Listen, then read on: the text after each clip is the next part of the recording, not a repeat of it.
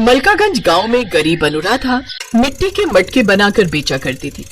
अनुराधा के पति की तबीयत कई दिनों से खराब थी। डॉक्टर ने उसे टीबी की बीमारी बताई थी और उसे बेड रेस्ट की सलाह दी थी। मोहन के बिस्तर पकड़ लेने से अब घर की सारी जिम्मेदारी गरीब अनपढ़ अनुराधा पर आ गई। अब उसने अपने पति का काम संभाल लिया और वो मटके बेचकर अपने परिवार का पालन पोषण करती थी। उसके परिवार में उसका पति, सास और 2 बेटियां थी। एक रोज अनुराधा ठेले पर मटके लेकर बेचने निकली थी तो उसकी छोटी बेटी भी उसके साथ आ गई। बड़ी देर तक कड़ी धूप में खड़े रहकर अनुराधा ग्राहकों के आने का इंतजार करने लगी। काफी देर तक भी जब कोई नहीं आया तो थक हार कर 5 साल की रेनू अपनी माँ से बोली, माँ, हम घर कब जाएंगे? बहुत भूख लग रही है और इस धूप में, इतनी गर्मी में और खड़ा नहीं हुआ जा रहा।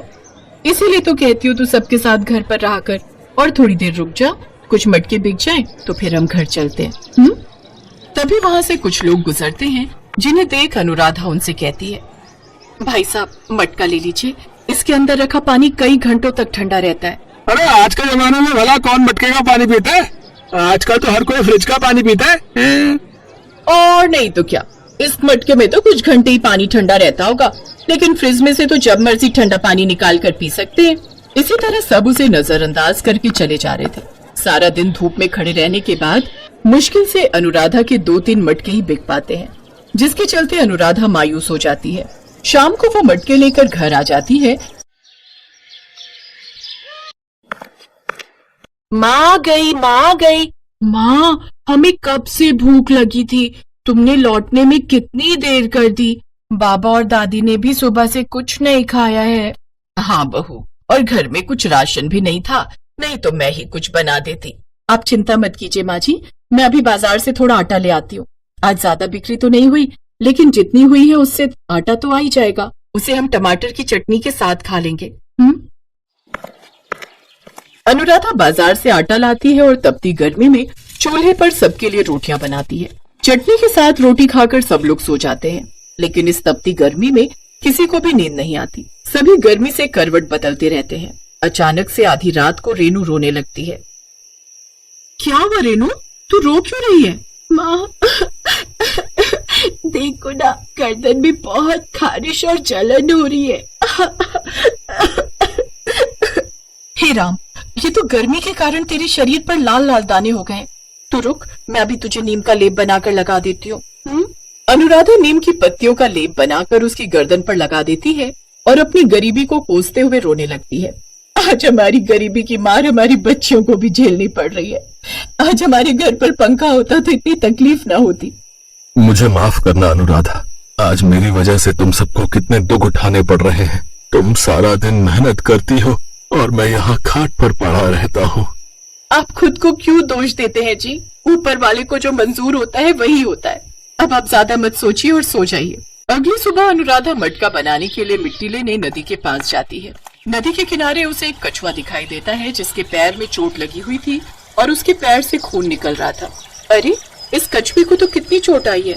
अनुराधा पत्तों का लेप बनाकर उस कछुए को लगा देती है।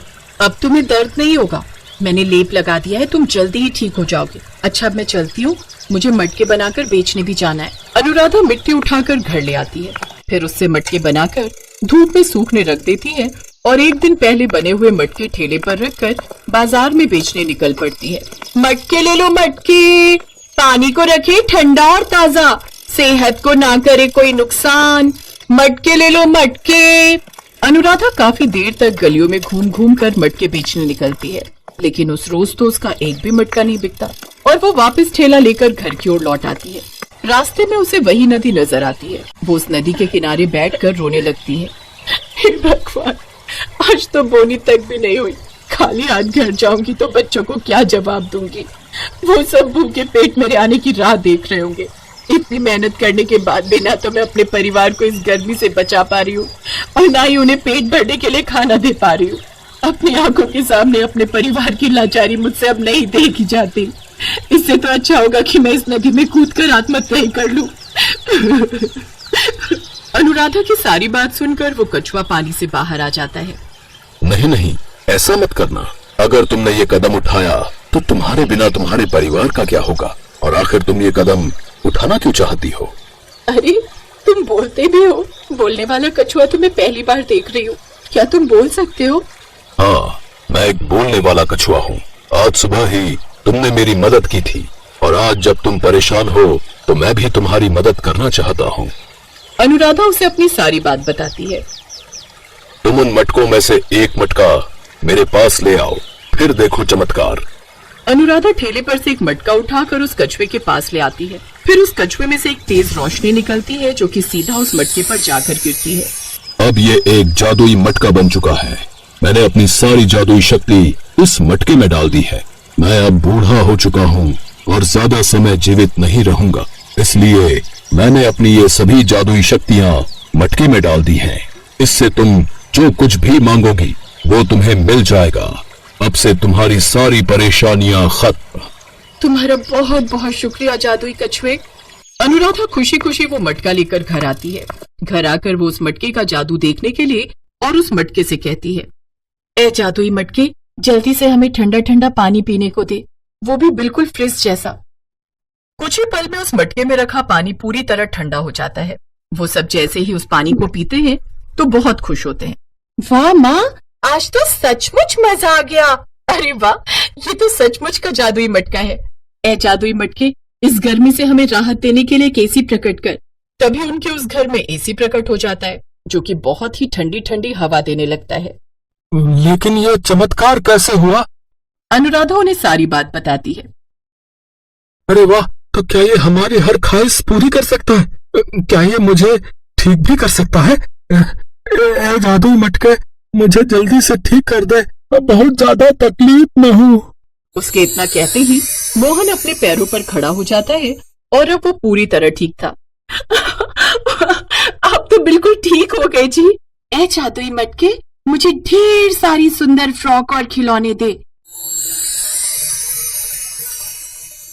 अरे वाह, इतनी सुंदर फ्रॉक। ए जादुई मटके, हमने कई दिनों से ठीक से खाना नहीं खाया, तू मेरे परिवार को ढेर सारे पकवान दे दे। उनके सामने ढेर सारे पकवान आ जाते हैं। सारा परिवार कई साल बाद इतने बढ़िया पकवान खाता है। इतने दिनों बाद आज वो पेट भर खाना खाकर आराम से एसी की ठंडी हवा में सो जाते हैं। उन्हें जो कुछ चाहिए होता वो उस जादुई मटके से मांग लेते। अब वो सब एक बड़े पक्के घर में रहने लगते हैं और अमीरों वाली जिंदगी जीने लगते हैं। एक रोज वो मोहन के साथ कार में बैठकर मंदिर जा रही होती है। तभी उसकी नजर रास्ते में सड़क किनारे मटके बेच रही एक औरत पर जाती है जो कड़ी धूप में 1 साल के बच्चे को गोद में उठाए मटके बेच रही थी। उसे देख अनुराधा को अपने पुराने दिन याद आ जाते हैं, जिससे उसकी आंखों में आंसू आ जाते हैं। क्या हुआ अनुराधा, तुम्हारी आंखों में ये आंसू? अरे अब तो हमारे पास सब कुछ है, फिर भी। हाँ, लेकिन अभी भी हमारे जैसे कई बेबस और लाचार लोग हैं जिन्हें हमारी मदद की जरूरत है और मैं उन सब की मदद करना चाहती हूँ। अनुराधा उस जादुई मटके से कई सारा जरूरत का सामान मांगकर उन गरीब लोगों को बांटती, जैसे एसी, कूलर, फ्रिज, कपड़े, राशन। फिर उन्हें गरीबों में दान करती।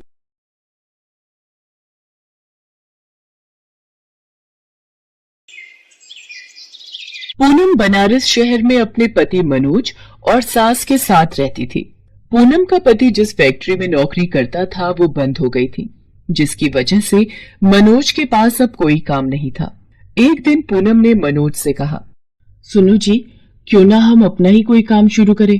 आपको तो पता ही है कि मैं अच्छा खाना बना लेती हूँ और मैंने सुना है आजकल ढाबे और होटल का काम बहुत चल रहा है और हमारे इस एरिया में कोई ढाबा नहीं है। हम अपना ढाबा खोल लेते हैं। पूनम, तुम्हें पता है हमारे पास अभी इतने पैसे नहीं है कि हम कोई काम शुरू कर सकें और ढाबे पर लगाने के लिए हमें पैसे चाहिए। हमें सब कुछ देखना पड़ेगा और जब ग्राहक हमारे खाने को पसंद करेंगे उसके बाद ही हमारी कमाई शुरू होगी। पैसों की चिंता आप मत करो। शादी के बाद माँ ने मुझे जो सोने की चेन और अंगूठी दी थी, हम उसे बेचकर पैसे इकट्ठे कर लेंगे। पर इस तरह मैं आपको मायूस बैठा नहीं देख सकती। मैंने आपसे शादी की है तो आपका हर दुख सुख में साथ निभाना मेरा कर्तव्य है। माँ अन्नपूर्णा का नाम लेकर हम अपना ढाबा शुरू करते हैं। देवी मैया हमें अपने आप इस काम में सफलता देंगी। तुम्हारी जैसी बहू पाकर हम धन्य हो गए पूनम। तुम इस परिवार के लिए कितना अच्छा सोचती हो। देखा, अब माँ जी भी हमारे साथ हैं। हम तीनों मिलकर ढाबे पर खूब मेहनत करेंगे। पूनम की हिम्मत देखकर मनोज को भी हिम्मत मिलती है और कुछ दिनों में पूनम, मनोज और अपनी सास के साथ मिलकर अन्नपूर्णा ढाबा नाम से एक ढाबा खोल लेती है। मां अन्नपूर्णा, ये पहला भोग आपके लिए। आज आपकी कृपा से हमने ये नया ढाबा खोल लिया है। अपनी कृपा हमेशा हम पर बनाए रखना माँ। खाना तो बहुत ही स्वादिष्ट है? वाकई में इस ढाबे का खाना बहुत ही स्वादिष्ट है भाई, वाह। पूनम का अन्नपूर्णा ढाबा चल पड़ता है और ग्राहकों की भीड़ लगनी शुरू हो जाती है। पूनम, मनोज और उसकी सास तीनों मिलकर खूब मेहनत करते थे। सुबह से लेकर रात तक वो लोग ढाबे पर खाना बनाकर ग्राहकों को देते थे। ढाबे की बढ़ती बिक्री देखकर पूनम और मनोज दोनों बहुत खुश थे। पूनम, आज तुम्हारी हिम्मत की वजह से हमने ये ढाबे का काम शुरू करा तो आज चल गया। अब हमारी अच्छी बिक्री हो रही है। मेरा मन है कि तुमने मुझे जो सोने की चेन और अंगूठी बेचने के लिए दिए थे, मैं धीरे धीरे पैसे जोड़कर तुम्हारे लिए एक सोने की नई चेन, अंगूठी और कानों की बालियां भी बनाऊं। मेरा असली गहना तो आप और माँ जी हो। आप दोनों का साथ ही मेरे लिए सबसे ज्यादा जरूरी है। अभी मुझे कुछ नहीं चाहिए और आज ये सब कार्य मां अन्नपूर्णा की ही कृपा से संभव हुआ है। आज उन्हीं के कारण हमारा ढाबा बहुत अच्छा चल रहा है। बस देवी मैया इसी तरह हम पर कृपा करती रहे। जय अन्नपूर्णा मैया। पूनम और मनोज दोनों ही बहुत खुश थे, पर अचानक एक रात बहुत मूसलाधार बारिश और आंधी तूफान आ जाता है, जिसमें पूरा ढाबा डूब जाता है। पूनम और मनोज बहुत दुखी होते हैं। उन्होंने बहुत मेहनत से ढाबा बनाया था, पर बारिश, आंधी तूफान में सारा ढाबा टूट गया और जगह जगह पानी भर गया। पूनम ढाबे को ठीक करने की कोशिश करती है। वो फूट फूट कर रोने लगती है और माँ अन्नपूर्णा को याद करती है। अन्नपूर्णा मैया, मैंने आपका नाम लेकर ये ढाबा खोला था, पर हमारा ढाबा टूट गया, सारा काम खत्म हो गया, सब मेहनत बेकार हो गई। मेरी मदद करो माँ, मेरी मदद करो। नारायण नारायण। माँ, आपकी भक्त पूनम बहुत दुखी है, उसकी सहायता कीजिए देवी माँ। देवर्षि नारद, मैं जानती हूँ पूनम का विश्वास मेरे से जुड़ा है। पूनम ने सच्चे हृदय से मुझे पुकारा है। मैं उसकी सहायता करने अवश्य जाऊंगी। आपकी लीला अपरंपार है देवी मैया। जय अन्नपूर्णा माता की। पूनम की प्रार्थना को सुनकर देवी अन्नपूर्णा उसकी मदद के लिए एक बूढ़ी औरत का रूप धरकर उसके पास आती है। बेटी, बहुत भूख लगी है, तुम्हारे ढाबे से कुछ खाने को मिलेगा? माँ, कल रात आंधी तूफान और बारिश में हमारा पूरा ढाबा टूट गया। अभी तो सब जगह पानी भरा हुआ है। चूल्हा गीला है, उसमें पानी भरा हुआ है, वो भी नहीं जल पाएगा। मैं आपको क्या खिलाऊं माँ? मेरे पास कुछ लकड़ियाँ हैं, इन्हें चूल्हे में डाल दो, ये लकड़ियाँ जरूर जल जाएंगी, फिर तुम इस पर खाना बना सकती हो। अगर ऐसा है तो मैं आपको भूखा नहीं जाने दूंगी। आप मुझे लकड़ियाँ दे दो, मैं चूल्हा जलाने की कोशिश करती हूँ। बूढ़ी औरत के द्वारा दी हुई लकड़ियों से चूल्हा जल जाता है। जिस चूल्हे में पानी भरा हुआ था, वो बूढ़ी औरत की दी हुई लकड़ियों से जल पड़ता है। ये देखकर पूनम, मनोज और उसकी सास हैरान रह जाते हैं। पूनम गरम गरम खाना बनाकर उस बूढ़ी औरत को खिलाती है। मैं तुम्हारी सहनशीलता और सेवा से बहुत प्रसन्न हूँ। तुमने इतनी कठिनाई के पलों में भी मेरे लिए समय निकाला, ये देखकर मैं बहुत खुश हूँ। और फिर बूढ़ी औरत माँ अन्नपूर्णा के रूप में आ जाती है। पूनम, अब ये चूल्हा हमेशा जलता रहेगा। इस पर जितना भी भोजन बनाओगी उसका दुगना हो जाएगा और तुम्हारे ढाबे पर हमेशा ग्राहकों की भीड़ लगी रहेगी। जो भूखों को भोजन खिलाता है उन पर मेरी कृपा हमेशा बनी रहती है। मेरा आशीर्वाद सदैव तुम्हारे साथ है। अब तुम्हें कभी कोई दुख नहीं होगा। हे देवी मैया, आज आपके दर्शनों को पाकर मैं धन्य हो गई। और फिर माँ अन्नपूर्णा के आशीर्वाद से पूनम ढाबे को फिर से शुरू करती है। उसके जीवन की सारी परेशानियां दूर हो जाती है।